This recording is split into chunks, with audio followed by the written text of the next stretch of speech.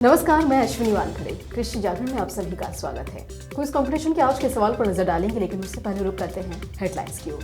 33,000 किसानों को 190 करोड़ का कर्ज होगा माफ। उत्तर प्रदेश सरकार ने उठाया बड़ा कदम। अफ्रीकन स्वाइवर फीवर से 2000 सुअरों की मौत, बचाव के लिए सरकार ने बनाया क्लिक प्लान। लाखों की फसल बर्बाद कर देते थे जंगली जानवर, उत्तराखंड सरकार ने उठाया बड़ा कदम। ओडिशा कृषि विभाग की चेतावनी, अगर नहीं दी संपत्ति की डिटेल तो रुक जाएगी सैलरी। हरियाणा के किसानों के लिए खुशखबरी, सोलर एलईडी लाइट ट्रैप के लिए 75% सब्सिडी दे रही सरकार। हिमाचल के किसानों की मांग, सेब का न्यूनतम समर्थन मूल्य लागू करें, सीएम सुक्खू को भेजा गया ज्ञापन। नाबार्ड का बड़ा कदम, असम में शुरू की गई मॉडल मिलेट्स परियोजना।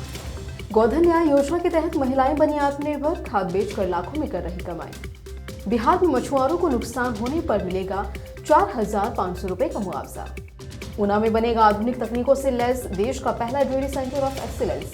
चंद्र कुमार बने हिमाचल प्रदेश के नए कृषि मंत्री।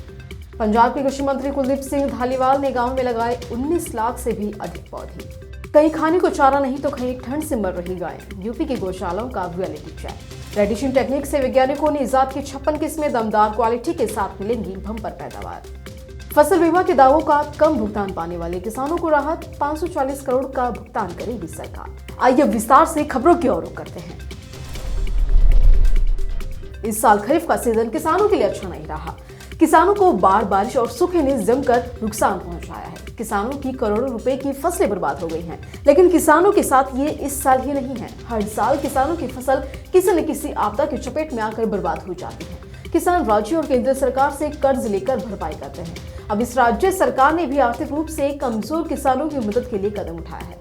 दरअसल उत्तर प्रदेश सरकार ने प्रदेश के किसानों को नए साल का तोहफा दिया और कहा कि प्रदेश के 33,408 किसानों का कर्ज माफ किया जाएगा।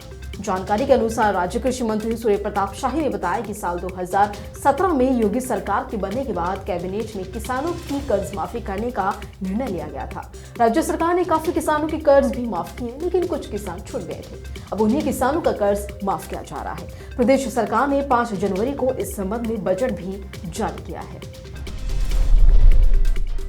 तो वहीं मध्य प्रदेश के शिवपुरी में अफ्रीकन स्वाइन फीवर की वजह से अब तक की करीब 2000 सुअरों की मौत हो गई है और इस पर एक्शन लेते हुए अब प्रभावित इलाके में सुअरों की किलिंग की जाएगी। इसकी जानकारी नगर पालिका द्वारा दी गई है। दरअसल पिछले कुछ दिनों से शिवपुरी शहर में सुअरों की लगातार मौत के बाद पशुपालन विभाग ने मृत सुअरों के सैंपल भोपाल स्थित राज्य पशु रोग अन्वेषण प्रयोगशाला भेजे, जहां मृत सुअरों में अफ्रीकन स्वाइन फीवर वायरस की पुष्टि की गई।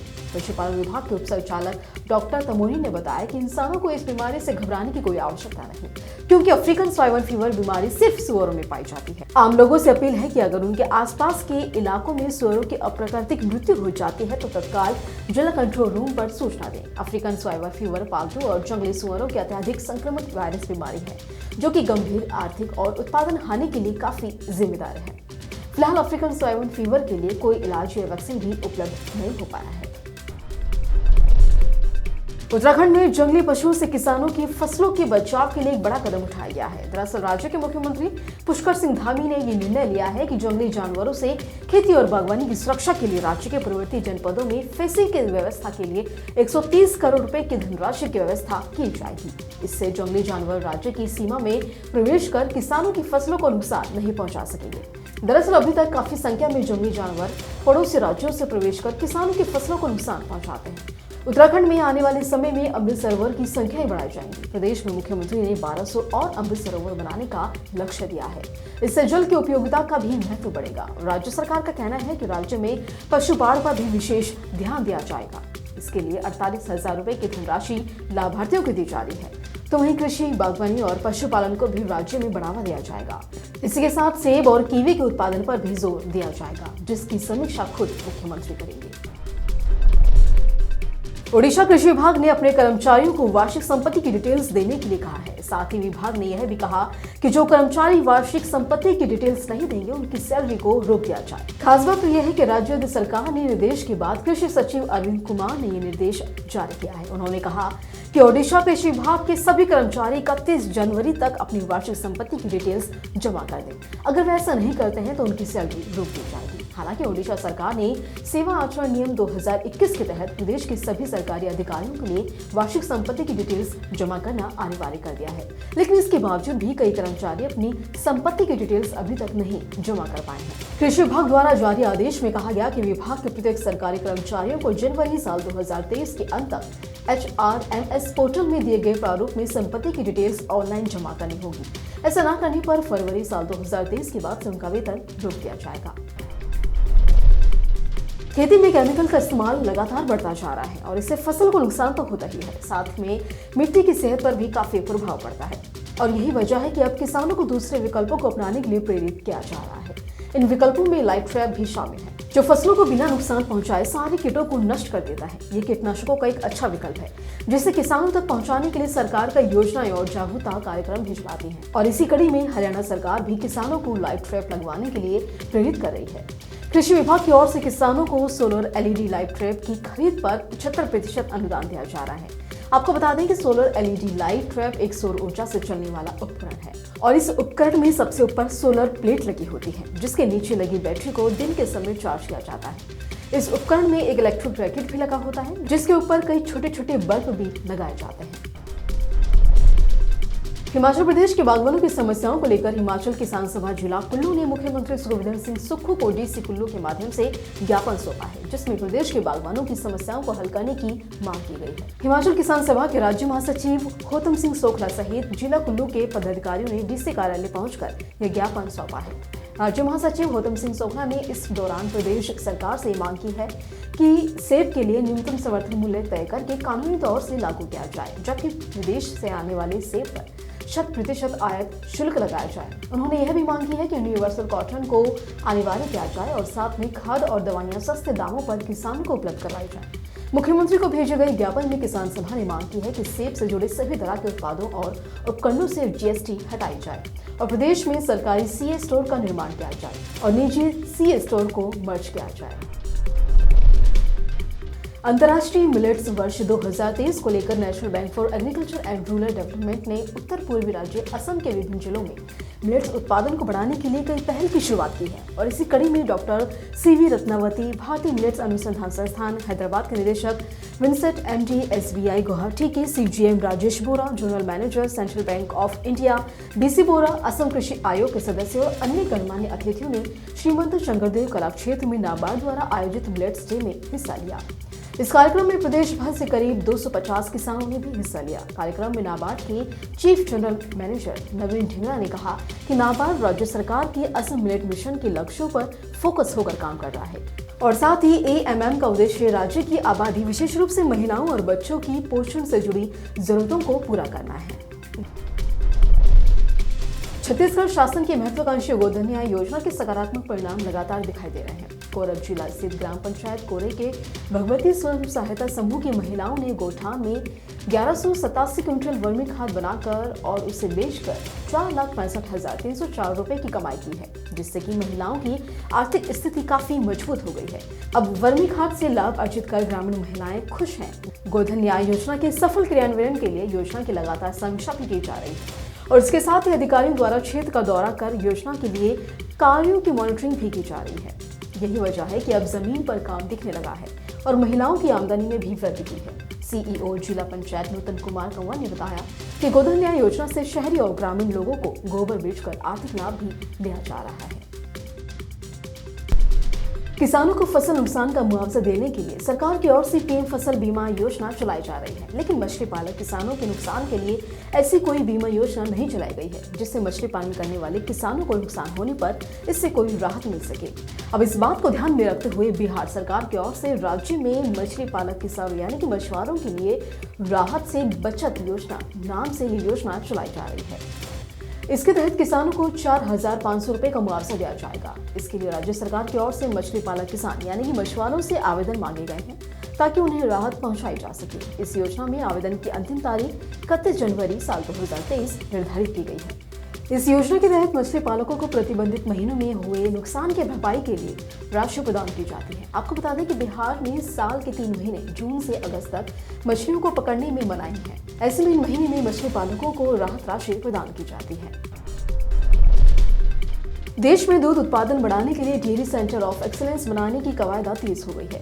ऊना के बसाल में 44.12 करोड़ की लागत से Indo Danish centre of excellence dairy बनाया जा रहा है। डेनमार्क की सरकार के सहयोग से अब जल्द भारत को अपना पहला centre of excellence dairy farm मिलने वाला है।